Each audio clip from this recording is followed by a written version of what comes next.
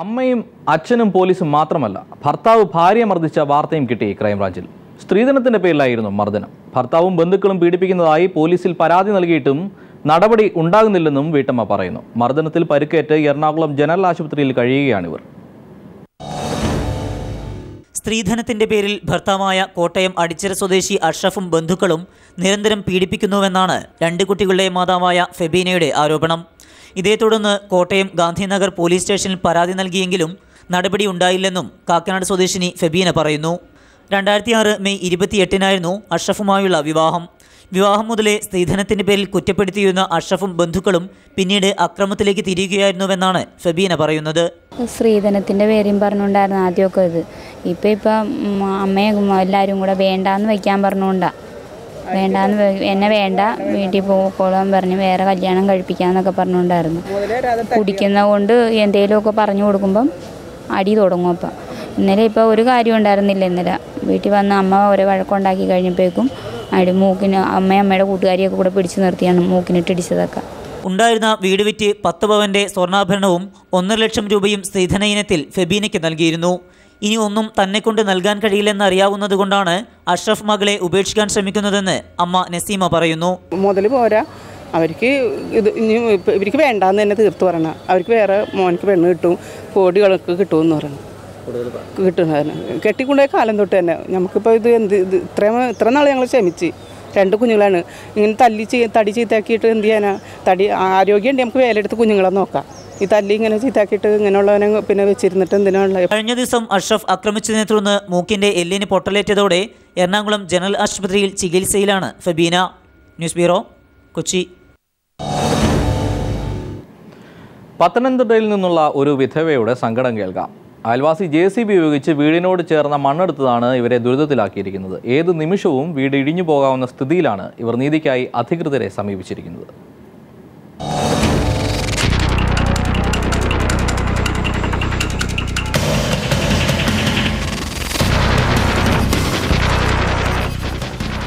പത്തനംതിട്ട കുലശേഖരപതി ലക്ഷം വീട് കോളനിക്ക് സമീപത്തെ ഫാത്തിമ ബീവി എന്ന വിധവയാണ് വരാനിരിക്കുന്ന ദുരന്തത്തെ ഭയന്ന് കഴിയുന്നത്. സമീപവാസി ഫാത്തിമ ബീവിയുടെ വീടിനോട് ചേർന്ന് JCB ഉപയോഗിച്ച് മണ്ണെടുത്ത് മാറ്റിയതോടെ ഏതു നിമിഷവും അപകടമെത്തുമെന്ന ഭീതിയോടെ കഴിയുകയാണിവർ. ഫാത്തിമയുടെ സഹോദരിയും ഈ വീട്ടിലാണ് താമസം. ഹൃദയ സംബന്ധമായ അസുഖത്തെ തുടർന്ന് ആശുപത്രിയിൽ കഴിയുന്ന സഹോദരി ഭർത്താവിന്റെ ചികിത്സയ്ക്കായി ഇവർ വീട്ടിൽ നിന്ന് മാറി തക്കത്തിനാണ് അയൽവാസി മണ്ണെടുത്തു മാറ്റിയത്. പരാതിയെ തുടർന്ന് അധികൃതർ ഇടപെട്ട് മതിൽ കെട്ടി നൽകണമെന്ന് അയൽവാസിയോട് ആവശ്യപ്പെടുകയും ചെയ്തിരുന്നു. ഇതോടെ അയൽവാസിയുടെ നിരന്തര ഭീഷണിയും ഇവർക്ക് നേരെ ഉണ്ടായി.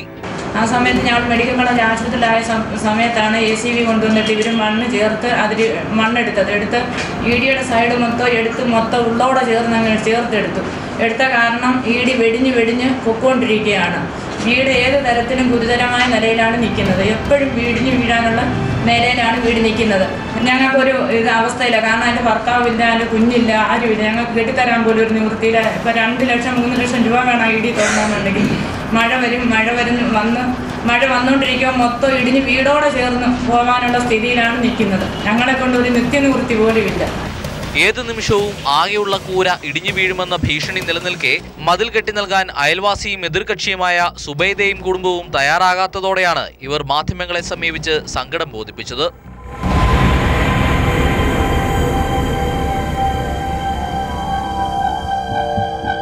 News bureau, Pathanamthitta.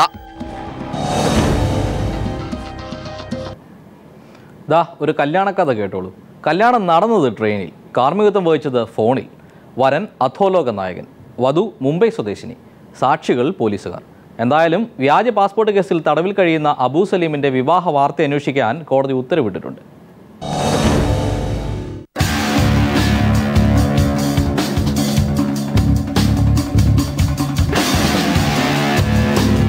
ജനുവരി 8-ന് മുംബൈ സ്വദേശിനിയായ 27-കാരിയെ മുസ്ലിം പണ്ഡിതന്റെ നേതൃത്വത്തിൽ വിവാഹം കഴിച്ചതായാണ് റിപ്പോർട്ടുകൾ. അബൂ സലീമിന്റെ മരുമകനും അഭിഭാഷകനുമായ റാഷിദ് അൻസാരിയും അബൂ സലീമിന് അകമ്പടി പോയ 2 പോലീസുകാരും വിവാഹത്തിന് സാക്ഷിയായെന്നും മുംബൈ മിറർ എന്ന പത്രത്തിന്റെ റിപ്പോർട്ട്. സലീമിന്റെ വിചാരണ നടക്കുന്ന ടാഡ കോടതി പരിസരത്ത് പതിവായി പെൺകുട്ടിയെ കാണാറുണ്ടായിരുന്നുവെന്ന് പോലീസുകാർ പറയുന്നു. വിചാരണയ്ക്ക് പോകുന്നതിനിടെയാണ് സലീം യുവതിയെ പരിചയപ്പെടുന്നതും പ്രണയത്തിലാകുന്നതും. മുംബൈയിലുള്ള സലീമിന്റെ ബിസിനസ്സുകൾ നിയന്ത്രിക്കുന്നതും ഇവരാണെന്നാണ് റിപ്പോർട്ടുകൾ. എന്നാൽ വധുവിനെക്കുറിച്ചുള്ള കൂടുതൽ വിവരങ്ങൾ ലഭ്യമല്ല. അബൂ സലീമിന്റെ വിവാഹം പോലീസിന്റെ സുരക്ഷാ വീഴ്ചയാണ് കാണിക്കുന്നതെന്നും ജുഡീഷ്യൽ കസ്റ്റഡിയിലുള്ളയാൾ കോടതിയുടെ അനുമതിയില്ലാതെ വിവാഹിതനായതിനെപ്പറ്റി 10 ദിവസത്തിനുള്ളിൽ റിപ്പോർട്ട് സമർപ്പിക്കാനാണ് ടാഡ കോടതി കമ്മീഷണർക്ക് നിർദ്ദേശം നൽകിയിട്ടുള്ളത്. ടാഡ കോടതി പ്രത്യേക ജഡ്ജി GA സനബിന്റെയാണ് ഉത്തരവ്. അതേസമയം വിവാഹ വാർത്ത അബൂ സലീം നിഷേധിച്ചിട്ടുണ്ട്. 1993 മുംബൈ സ്ഫോടന കേസിൽ പ്രതിയായ അബൂ സലീം കഴിഞ്ഞ 12 വർഷമായി ജയിലിൽ കഴിയുകയാണ്. സംഗീതജ്ഞൻ ഗുൽഷൻ കുമാർ, മനീഷ കൊയ്രാളിയുടെ സെക്രട്ടറി പ്രദീപ് ജെയിൻ എന്നിവരുടെ കൊലപാതകങ്ങൾ ഉൾപ്പെടെ നിരവധി കേസുകളിൽ പ്രതിയാണ് അബു. ഒട്ടേറെ പ്രണയബന്ധങ്ങളും ആർഭാട ജീവിതവും നയിച്ചിരുന്ന അബൂ സലീമിന് ഒരു ബോളിവുഡ് താരപരിവേഷം തന്നെ ലഭിച്ചിരുന്നു. 2002 പോർച്ചുഗലിൽ വെച്ചാണ് അബൂ സലീം അറസ്റ്റിലാകുന്നത്. നടി മോണിക്ക ബേദിയാണ് അബൂ സലീമിന്റെ ആദ്യ ഭാര്യ. News desk.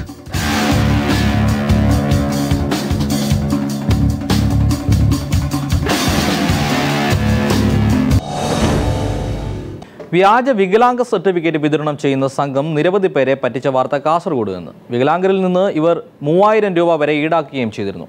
തട്ടിപ്പിനെ പറ്റി സണ്ണി ജോസഫ് റിപ്പോർട്ട് ചെയ്യുന്നു.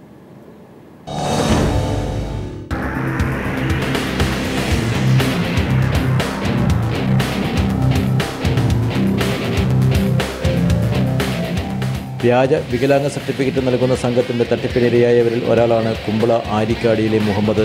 100% ബദിരനായ മുഹമ്മദ് ബേക്കറി തൊഴിലാളിയാണ്.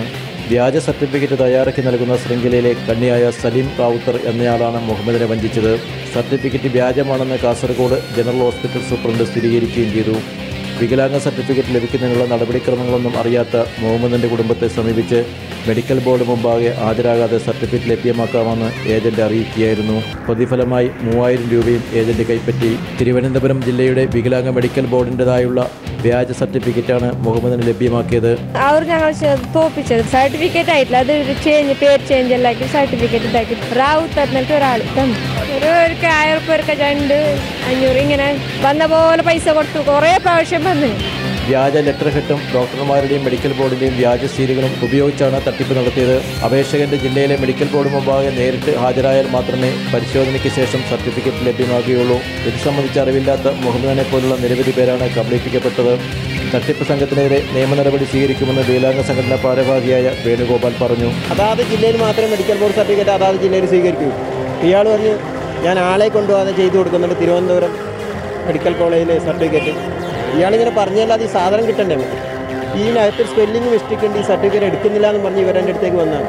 അപ്പോഴെനിക്ക് മനസ്സിലായി ഇത് വ്യാജ സർട്ടിഫിക്കറ്റാണ്. ഞങ്ങളുടെ സൂപ്രണ്ടിനെ കാണിച്ച് അങ്ങനെ അവർ പറഞ്ഞ പേഷ്യൻറ്റിനെ കൊണ്ട് വരാനാക്കി ഞങ്ങൾ ചെക്ക് ചെയ്തിട്ട് നോക്കാം. സർട്ടിഫിക്കറ്റ് വ്യാജെന്ന് ഉറപ്പ് വരുത്തും. ഞങ്ങൾ ഇങ്ങനെയുള്ള ആളുകളെ ശിക്ഷിക്കാൻ വേണ്ടിയിട്ടുള്ള ഇതിന് നമ്മൾ തയ്യാറാക്കി. മുഹമ്മദിൻ്റെ അച്ഛൻ ഹമീദിൻ്റെ പേരിൽ സർട്ടിഫിക്കറ്റ് നൽകിയതിനെ തുടർന്നാണ് തട്ടിപ്പ് പുറത്തു വന്നത്.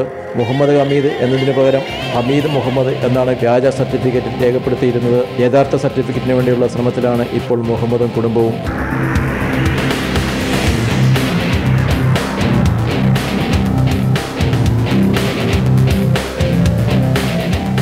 ക്യാമറാമാൻ ഷൈജു പിലാത്രയ്ക്കൊപ്പം സണ്ണി ജോസഫ്.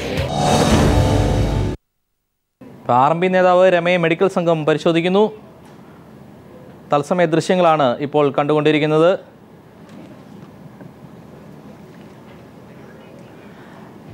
കൂടുതൽ വിവരങ്ങളുമായി ജിതിൻ തത്സമയം ചേരുന്നു. ജിതിൻ, വിവരങ്ങൾ. നിരാഹാര സമരം അനുഷ്ഠിക്കുന്ന TP ചന്ദ്രശേഖരന്റെ ഭാര്യ KK രമയെ ഇപ്പോൾ മെഡിക്കൽ സംഘം പരിശോധിച്ചുകൊണ്ടിരിക്കുകയാണ്. മുൻപ് ഉച്ചയ്ക്കാണ് മെഡിക്കൽ സംഘം രമയുടെ ആരോഗ്യസ്ഥിതി പരിശോധിച്ചിരുന്നത്. ഇപ്പോൾ അതിനുശേഷം രമയുടെ ആരോഗ്യസ്ഥിതി രമയ്ക്ക് നല്ല ക്ഷീണമുണ്ട്. അതുകൊണ്ട് തന്നെ അവരുടെ ആരോഗ്യസ്ഥിതിയിൽ സമരക്കാർക്ക് ആശങ്കയുണ്ടായിരുന്നു. ഈ സാഹചര്യത്തിലാണ് പെട്ടെന്ന് രമയെ ഇപ്പോൾ മെഡിക്കൽ സംഘം പരിശോധിച്ചുകൊണ്ടിരിക്കുന്നത്. നമുക്കറിയാം ഇന്ന് സമരം അവസാനിക്കുമെന്ന പ്രതീക്ഷയിലായിരുന്നു RMP നേതൃത്വം. തന്നെ ഈ സാഹചര്യത്തിൽ സമരം അവസാനിക്കാത്ത സാഹചര്യത്തിലാണ്, സമരം തുടരുന്ന സാഹചര്യത്തിലാണ് രമയുടെ ആരോഗ്യസ്ഥിതി ഇപ്പോൾ പരിശോധിക്കുമ്പോൾ ആരോഗ്യസ്ഥിതി തൃപ്തികരമല്ലെങ്കിൽ ഒരുപക്ഷെ ഇന്ന് രാത്രി തന്നെ രമയെ അറസ്റ്റ് ചെയ്ത് ആശുപത്രിയിലേക്ക് മാറ്റാനുള്ള സാധ്യതയുണ്ട്. അതേസമയം ഇപ്പോൾ രമയുടെ ആരോഗ്യസ്ഥിതി തൃപ്തികരമാണെന്ന റിപ്പോർട്ടാണ് ലഭിക്കുന്നതെങ്കിൽ രമ സമരം തുടരും. ഇപ്പോൾ രമ സമരപ്പന്തലിലാണുള്ളത്. സമരപ്പന്തലിൽ രമ വിശ്രമത്തിലായിരുന്നു.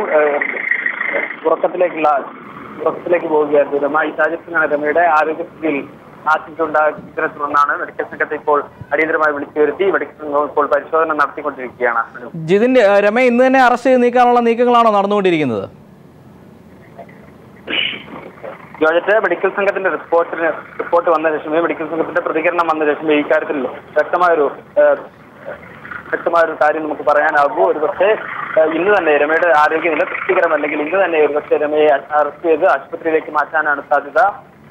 ഇപ്പോൾ മെഡിക്കൽ സംഘം ഇവരെ പരിശോധിച്ചുകൊണ്ടിരിക്കുകയാണ്. ഈ പരിശോധനയ്ക്ക് ശേഷം ഇദ്ദേഹം മെഡിക്കൽ സംഘം മാധ്യമപ്രവർത്തകരെ കാണും. ഈ സമയത്ത് ഇവരുടെ പ്രതികരണത്തിനനുസരിച്ചായിരിക്കും തുടർന്നുള്ള നടപടികൾ.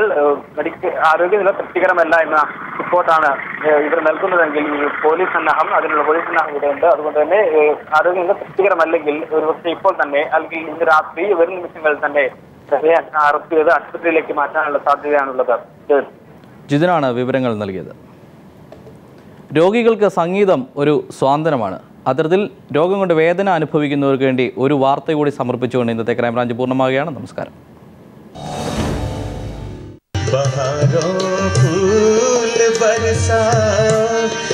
അഫ്സൽ പാടി തുടങ്ങിയപ്പോൾ വർഷങ്ങളായി വിവിധ രോഗങ്ങൾക്ക് അടിമപ്പെട്ട ഓരോരുത്തരുടെയും മുഖത്ത് എന്തെന്നില്ലാത്ത സന്തോഷം, ഒപ്പം ജീവിതത്തിലേക്ക് തിരിച്ചു വരുമെന്ന ഉറച്ച പ്രതീക്ഷയും. MM ഓർക്കസ്ട്രയുടെ താളത്തിനൊത്ത് അഫ്സൽ വിവിധ കാലഘട്ടങ്ങളിലെ ഗാനങ്ങൾ ആലപിച്ചപ്പോൾ പ്രായഭേദമന്യേ ഓരോരുത്തരും താളം പിടിച്ചു. പഞ്ചവർണ്ണ തത്ത പോലെ കൊഞ്ചി വന്ന പെണ്ണേ പഞ്ചസാര വാക്കുകൊണ്ട് നെഞ്ചു തളരണ കൊന്നേ. ഓരോ ഗാനങ്ങളും തങ്ങൾക്ക് ഊർജവും സന്തോഷവും നൽകിയെന്ന് വർഷങ്ങളായി ജനറൽ ആശുപത്രിയിലെ നിത്യസന്ദർശകയായ അംബിക രാധാകൃഷ്ണൻ പറഞ്ഞു. ഏറ്റവും നല്ലത് ഒരു അനുഗ്രഹം എല്ലാവർക്കും. 100 തവണ മരുന്ന് കഴിക്കുന്നതിനേക്കാൾ ആശ്വാസമാണ് ഈ പരിപാടിയുടെ ലഭിച്ചതെന്നായിരുന്നു രോഗിയായ കേശവന്റെ മറുപടി. വിവിധ വേദികളിൽ പാടിയതിൽ ഇതൊരു അവിസ്മരണീയമായ വേദിയായെന്ന് അഫ്സൽ പറഞ്ഞു. അപ്പോൾ ഇങ്ങനെ ഒരു വേദി തന്നപ്പോൾ തീർച്ചയായിട്ടും വളരെ സന്തോഷത്തോടു കൂടിയാണ് അത് എനിക്ക് വളരെ ആഗ്രഹത്തോടെ. അപ്പോൾ എനിക്കിപ്പോൾ തോന്നുന്നത് പല പാട്ടുകാരെയും എനിക്ക് അവർക്ക് സജസ്റ്റ് ചെയ്യാനുണ്ടെന്ന്. ഇപ്പം പാടാൻ പറ്റിയതിൽ വളരെ സന്തോഷം തന്നെയാണെന്ന് എനിക്ക് പറയാനുള്ളത്. കൊച്ചി ബിനാലെ ഫൗണ്ടേഷനും ക്ലീവ്ലാൻഡ് ക്ലിനിക്കും ചേർന്ന് നടത്തുന്ന പരിപാടിയിൽ അടുത്തയാഴ്ച ഓസ്ട്രേലിയയിൽ നിന്നുള്ള കലാകാരനായിരിക്കും സാന്ത്വനമേകാനെത്തുന്നത്. News bureau, Kochi.